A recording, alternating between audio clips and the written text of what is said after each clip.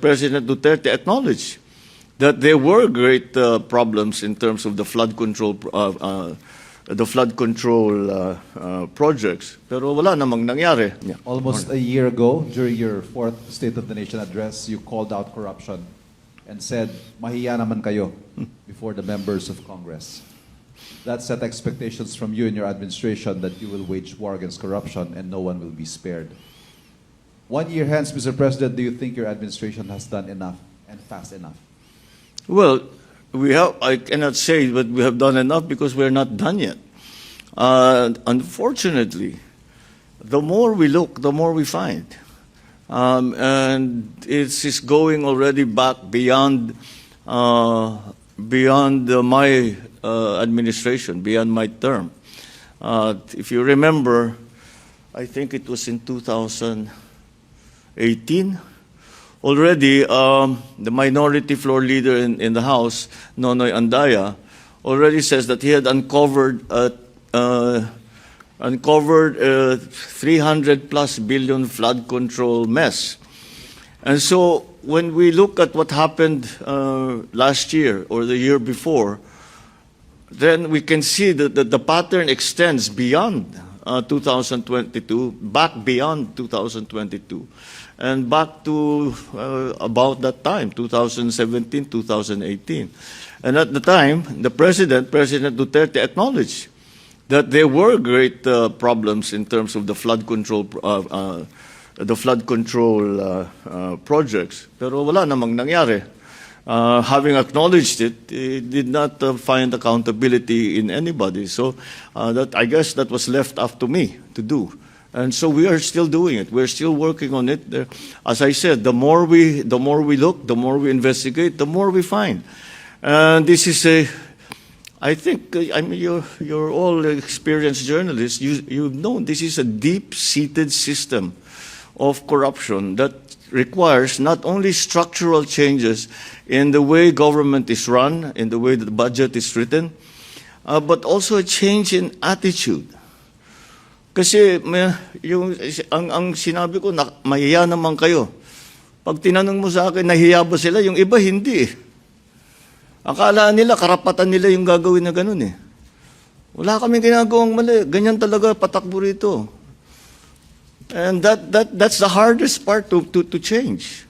That's the hardest part to change. The culture of within government, where to take they put all kinds of nice words, rebate, kickback yan. Wala nang ibang sa tunay na salita, kickback yan. Okay daw yun. Para sa iba, okay sa kanila yun. At saka karapatan nila bilang whatever. Meron silang share doon sa ganagastos ng pera ng gobyerno. President Duterte acknowledged that there were great problems in terms of the flood control projects. Pero wala namang nangyari. Yeah. Almost a year ago, during your fourth State of the Nation address, you called out corruption and said, "Mahiya naman kayo," before the members of Congress. That set expectations from you and your administration that you will wage war against corruption and no one will be spared. 1 year hence, Mr. President, do you think your administration has done enough and fast enough? Well, I cannot say that we have done enough because we're not done yet. Unfortunately, the more we look, the more we find. And it's going already back beyond my administration, beyond my term. If you remember, I think it was in 2018, already the minority floor leader in the House, Nonoy Andaya, already says that he had uncovered 300 plus billion flood control mess. And so when we look at what happened last year or the year before, then we can see that the pattern extends beyond 2022, back beyond 2022, and back to about that time, 2017, 2018. And at the time, President Duterte acknowledged that there were great problems in terms of the flood control projects, pero wala namang nangyari. Having acknowledged it, did not find accountability in anybody. So that I guess that was left up to me to do. And so we are still doing it. We're still working on it. As I said, the more we look, the more we investigate, the more we find.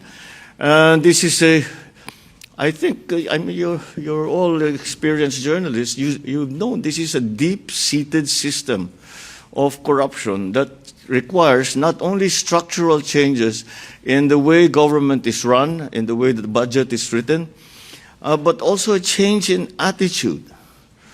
Kasi ang sinabi ko, mahiya naman kayo.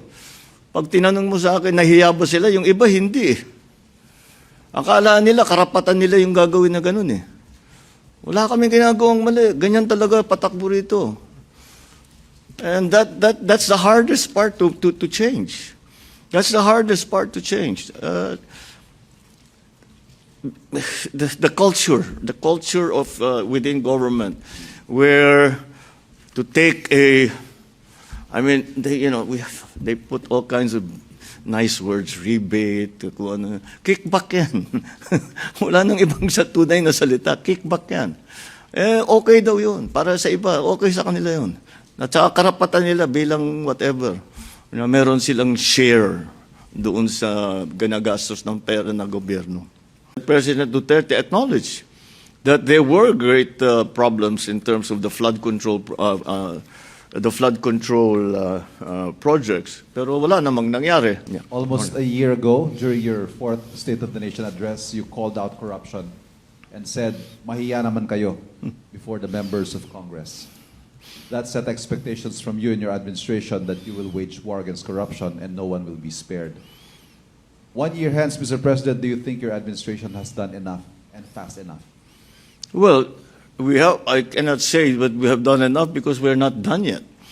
Unfortunately, the more we look, the more we find. And it's going already back beyond my administration, beyond my term. If you remember, I think it was in 2018, already the minority floor leader in the House, Nonoy Andaya, already says that he had uncovered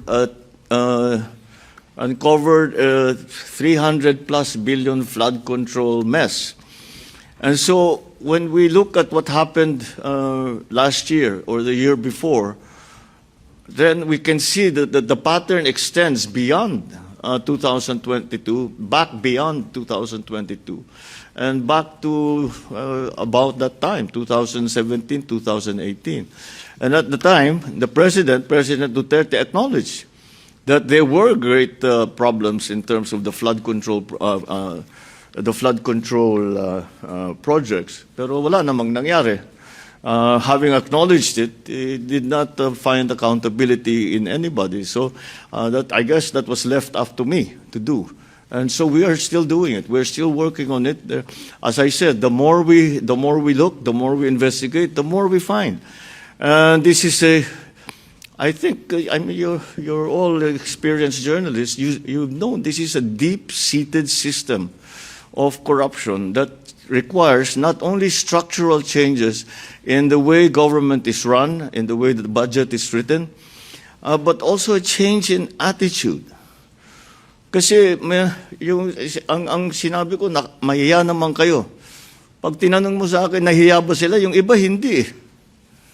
Akala nila, karapatan nila yung gagawin na ganun eh. Wala kaming ginagawang mali. Ganyan talaga patakbo rito. And that's the hardest part to change. That's the hardest part to change. The culture of within government, where to take I mean, they put all kinds of nice words, rebate, kickback yan. Wala nang ibang sa tunay na salita, kickback yan. Okay daw yun. Para sa iba, okay sa kanila yun. At saka karapatan nila bilang whatever. Meron silang share doon sa ganagastos ng pera ng gobyerno.